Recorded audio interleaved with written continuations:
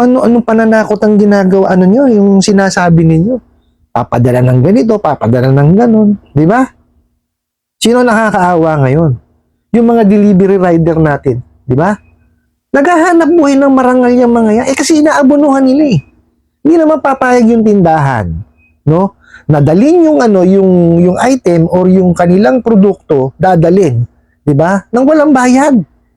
Siyempre, aabonohan ng rider. Oh. Kawawa naman tong pobreng driver, aabonohan naman. Kasi nga, ang tatawagan kayo. Oh, hindi nyo naman binibigay yung number ng kliyente. Puro kayo bugo. May nagtanong sa akin, "Good evening po. Ano po ang gagawin ko? Wala pa po talaga akong pambayad sa utang ko sa Ola. Eto na po sila ngayon. Nagte-text sa akin ng ganito. Animal ka. Hindi ka pa rin talaga magbabayad. Magdasal-dasal ka na ngayon pa lang. ID at picture mo andito. Hihintayin ko yung settlement mo bago mag 1 PM. Pag wala pa yan, sa Facebook tayo magsingilan. Ang kapal ng mukha mong mangutang. Wala ka naman palang pangbayad. Kumpleto detalye mo dito. ID mo at address mo kung saan ka nakatira. Napanood mo naman siguro yung pinadalhan ng ataol at bulaklak ng dahil sa hindi pagbabayad ng utang. Pag hindi ka nagbayad, ngayon bago mag 2:00 ng hapon, hintayin mo yung papadala ko sa'yo. Tingnan natin ngayon kung saan naaabot yung kakapalan ng mukha mo. Sana po mapansin ninyo po. Alright. Pakawalang yan itong animal na to. Marami pong salamat no, sa tiwala dito sa panibagong katanungan na binigay niyo po sa akin. No? Pero bago natin sasagutin, imbitahan ko muna sana kayo na pakisuportahan po yung aking mga social media accounts sa YouTube, Facebook, and TikTok. Okay. Ang sabi niyo po is, sa ngayon, wala pa ho talaga yung pambayad no, sa inyong nahiram sa Ola. Excuse me po. Tapos ngayon, mini-message na ho kayo kung ano-ano mga message na ho. Isa nga ho, is sinasabi sa inyo na animal ka, hindi ka pa talaga magbabayad. Okay. Magdasal-dasal na raw ho kayo, no? At nasa kanila daw yung ID tsaka picture, no? Aantayin daw ho yung settlement. Pag hindi raw ho nakabagbayad hanggang alauna, sa Facebook daw ho kayo magsisingilan. Anak ng kamote. Ginawa pang korte ang Facebook. O ginawa nyo pang collection agency yung Facebook. Siraulo talaga itong mga abusadong online lending apps na to eh. O di na paghahalata kayong hindi kayo marunong maningil. Bakit gagamitin nyo Facebook? Di ba? Puntahan nyo sa bahay. Doon kayo magsingilan. Yun ang tamang paniningil. Kung ano-anong kagaguhan yung pinagsasasabi nyo eh. Oh, tapos pananakot nyo na naman yung ID at picture. Bakit? Oh, alam nyo ba kung saan ginamit yung ID at picture? Para makapag-apply sa inyo kasi kasama yan sa documentary requirements nyo. Eh bakit ngayon gagamitin yung panakot? Ha? O di nahahalata tuloy kayo. Sa inyo mismo nang gagaling. Yung pinapahamak nyo. Oh. Di Data Privacy Act na naman ang dali kayo. Di ba? Siraulo kayo. Grabe yung ginagawa nyo pang-torture ng utak ng mga kliyente ninyo eh. Oh, paano kausapin ninyo ng maayos? Oh. Kamustahin nyo man lang bakit bakit nawalan ng pabayad pa? Bakit hindi pa kaya magbayad? 'Di ba? O tsaka nyo operan ng payment option nyo, payment plan. Kasi yung ganyan na gagawin, takutan, yung sarili niyang requirements. Ha? ID tsaka picture, pananakot nyo. Ginawa nyo pang korte o di kaya collection agency yung Facebook. Doon kayo magsisingilan. Siraulo ka talaga. Hindi ko maintindihan sa'yo. Tapos ito pa. Oh. Lakas-lakas yung ng loob nyo magsabi na nandito address mo. Ba't napupunta ba kayo? Oh. Kaya nga ibinigay yung address eh. Di puntahan nyo. Pagka hindi pa kayo nakakasingil. Ganun lang naman kadali yun eh. Diba? Oh. Ibinigay na nga yung yung details kung saan sila nakatira. Di puntahan nyo. Paano? Duwag kayo. Hindi kayo makapunta dyan sa bahay nila. Tapang lang kayo pag nasa harapan kayo ng mga computer nyo. Tsaka yung pinananakot nyo na pagpapadala ng ataol, kalokohan yun eh. Oh, napanood ko yung kay Ma'am Jessica Soho. Oh, anong nagpunta? Di ba yung pipick up nung bangkay? Oh, hindi naman dinala yung ataol eh. Oh, ganun kayo, pati sila pinakita nyo, pinirwisyo nyo, imbis na mayroong tinatrabahong iba, yung nangangailangan talaga ng kanilang atensyon, inabalan nyo pa. O, di ba? Ganun kayo kawalang ya. Oh. Pero yung ataol talaga, sino magpapadala sa inyo sinong tindahan ng ataol ang papayag ng COD? Sige nga. Oh, kasamantalang kasama sa package nila yon yung paglilinis ng bangkay. Oh, kaya nga nagpunta dun sa bahay is yung pipick up daw nung bangkay di ba? Oh. Magpapadaanan lang kayo, mapapadala kayo pananakot, hindi pa yung consistent o hindi yung tama di ba? Oh, kayo naman yung mga sinasabihan ng ganito, mensahe, hindi ko magpapadala ng ataol yan. No, wala hong tindahan ng ataol ang papayag na yung ataol mismo dalhin doon. Oh. Not unless pumunta kayo doon sa tindahan, bumili kayo ng ataol, dadalhin, tsaka i-deliver sa inyo. Ganun, pwede yun. Pero yung COD, wala hong papayag ng ganyan. Ano po? Yung bulaklak po, yan, maaari. O, ang kawawa naman doon is yung delivery rider. Kasi aabunuhan niya yun O, di ba? Ganyan kabolang yaya mga damuhong abusadong online lending apps na yan, nakakanginig kayo ng laman di ba? Kung ano-anong pananakot ang ginagawa nyo, yung sinasabi ninyo, papadala ng ganito, papadala ng ganon, di ba? Sino nakakaawa ngayon? Yung mga delivery rider natin, di ba? Naghahanap buhay ng marangal yung mga yan, kasi inaabunuhan nila Hindi naman papayag yung tindahan, no? Nadalin yung item or yung kanilang produkto, dadalin. Diba? Nang walang bayad. Siyempre, aabunuhan ng rider. Oh. Kawawa naman tong pobreng driver, aabunuhan naman. Kasi nga, ang tatawagan kayo. Oh, hindi nyo naman binibigay yung number ng kliyente. Puro kayo bugo. Diba? Sa inyo gawin yan. Oh, matutuwa kayo? Napakawawalang yan ninyo no?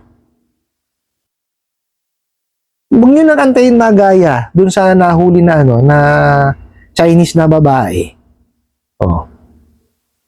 Mario Joseph, hindi ko maintindihan kung anong utak kayo meron Hindi ko alam kung ano tumatakbo dyan sa mga utak nyo. Napakasasalbahe nyo. Dapat talaga siguro yung mga maniningil ng online lending apps ko masamay din, masama na din kayo. Kasi sunod kayo na sunod dyan sa mga bugok yung kamo Oh. O yung sasabihin na na pinipilit kayo. Oh. Kasi may choice naman kayo Oh, kagaya nung sinasabi nung sinasaktan daw sila. Oh, inaabuso sila. Ba't pumapasok pa rin sila araw-araw? Di ba? Oh, kung gano'n ang ginagawa sa inyo, layasan nyo na yan. I-report nyo sa dole. Di ba? Mario Joseph naman. Hindi ko maintindihan kung bakit ganyan ang logic nyo sa buhay. Oo, nandun ako, mahirap maghanap ng hanap buhay, pero marami dyan. Magtyaga-tyaga lang. Ganyan din ako dati. Matagal din akong tambay. Pero nagtyaga ako maghanap ng trabaho. Di ba? Pare-parehas naman tayong kumbaga, ordinaryong Pilipino. Huwag nating abusuhin yung iba. Huwag nating kumbaga, lamangan. Panlalamang yung ginagawa ninyo Diba? Kung ano sabihin ng amo nyo, susundin nyo. Kung sabihin ng amo nyo, buksan mo yung bintana, lumundag ka dyan, gagawin mo pa rin? Ha? Hindi kaya, nasa imbornal, lumangoy ka dyan, mag-dive ka dyan sa imbornal, gagawin mo pa rin? Oh. Mario Joseph, hindi tama yung ganun. Diba? Hindi lahat ng iutos ng amo nyo susundin nyo. Lahat naman yan scripted eh. Di ba? Oh, bakit hindi nyo hindi nyo matanggihan? Babasahin nyo, ay mali to, di ba? Hindi tama to. Yoko na. Pwede nyo gawin yun, pwede nyo talikuran yan. O, ano gagawin sa inyo ng amo nyo? Di ba? Kayo ho ang gumagawa ng desisyon, no? Dapat hindi yung ibang tao. Oh. Tapos babalingan nyo yung mga kliyente ninyo. Yan, totorturin nyo isip. Kung ano-anong mensahe gagawin ninyo. Kung ano-anong tawag ang gagawin ninyo. Is oras ng gabi, tumatawag pa kayo. Puro kayo mga bugok. Nagpapahinga na yung mga tao. Oh, tantanan nyo naman. Nakasaad na nga sa prohibition ng credit collection practices kung hanggang anong oras kayo po pwede magsimulan mangolekta o maningil. Eh, hindi nga kayo naniningil eh. Nanakot lang kayo, namimerwisyo lang kayo eh. Oh. Di ba? Hindi kayo po pwedeng maningil bago mag alas 6 ng umaga at lagpas ng alas 10 ng gabi. Oh. Eh kayo alas 10 oras na ng gabi, anak ng kamote kayo. Hindi ko kayo maintindihan. Kung anong utak meron kayo. Itigil nyo na ho yung ganyan, no? Tapos doon naman ho sa sa nagpadala ng tanong na to, no? Nandun na ho ako sa ngayon, wala kayong pambayad, no? Pag-ipunan nyo po, no? Pag-ipunan nyo siya tapos bayaran nyo lang siya one time. No, wag ho kayo magpa-partial kasi pag nag-partial kayo diyan, wala akong mangyayari sa partial ninyo. Okay? Tapos sa susunod, kung hindi nyo naman ho talaga kailangan at sa tingin nyo hindi nyo ho kayang bayaran, wag ho muna kayo manghiram. Kasi mababaon at mababaon lang ho kayo. No? Tsaka kung manghihiram ho kayo ulit, no? Basahin nyo ho muna yung mga terms and condition nila. No? Tapos reviewin nyo yung mga rating na ibinibigay sa kanila ng mga kliyente nila. No? Nakalagay naman ho doon. Basahin nyo po. Pag mababa ang rating, pag meron sila, may nabasa kayo doon pang-aabuso, huwag na kayo manghiram doon. Diba? Importante ho kasi gumawa kayo ng sarili nyong due diligence. Magbasa ho kayo. No? Take time to read po kung ano man po yung dapat nyong malaman. No? Yung rating nila, reviewin po ninyo. May mga naka-comment naman po doon. Di po ba? Pati ho, ang pinaka-importante, yung terms and condition. Di ba? Importante ho kasi nabasahin ninyo para hindi ho kayo mapahamak. Ano po? Iba ho kasi yung may alam. No? Kaysa ho yung ganyan na pagka nangailangan tayo, download, accept. Di ba? Huwag hong ganun. No? Kasi kayo lang din ho, kagaya niyan, ang gusto lang nitong mga abusadong online lending apps na to, no? Is-torture ng isipan ninyo. Di ba? O, andun na ako. Natanggap nyo, inilo nyo. Pero papayag ho ba kayo na sirain ang pag-iisip ninyo? Hindi worth it yun. Di ba? Kung talagang hindi nyo naman ho pa kailangan, no, at alam nyo naman po na wala pa kayong pambayad. Di ba? For example, kasi tingnan nyo itong mga abusadong online lending apps na to, wala akong trabaho na napapautang eh. Ano yung pambabayad nun? Di ba? O, hindi matutorture ang isipan nun. Kawawa naman. Di ba? Kasi nga ho, pag nakita nilang may ID, okay na. Pagka yung kanilang cellphone number is connected sa e-wallet, papadala na yung pera. Wala hong credit investigation, walang verification, walang evaluation na nangyayari. Kaya ho, kawawa lang ho kayo. No? No, maano pa kayo, matotorture pa isip nyo. Di ba? Hayaan nyo na huya sa mga mga bugok na ola farmer. O yan pa yan, mga ola farmer na yan. Huwag nyo hong anuhin. Kasi pagka kayo naman nahuli na kayo rin ho kawawa. Pagka kayo natapat ho kayo sa mga lending financing at bangko na legitimate at kayo ho tinuluyan, pakawawa ho kayo. Tigilan nyo na ho yan. Yung pag-oola farm. No? Baka mamaya nga matapat kayo. Kawawa lang din ho kayo. I hope nasagot ko po itong katanungan na to at sana po'y makatulong. Maraming salamat po sa inyong walang sawang pagsuporta at panonood sa aking mga videos. Maraming salamat po sa inyong pag-like, pag-share, pag-comment at pagtatanong. And kunin ko na rin po itong opportunity na to na pakisuportahan po sana yung aking mga social media account sa YouTube, Facebook, and TikTok. Hanggang sa muli po. Yun lang.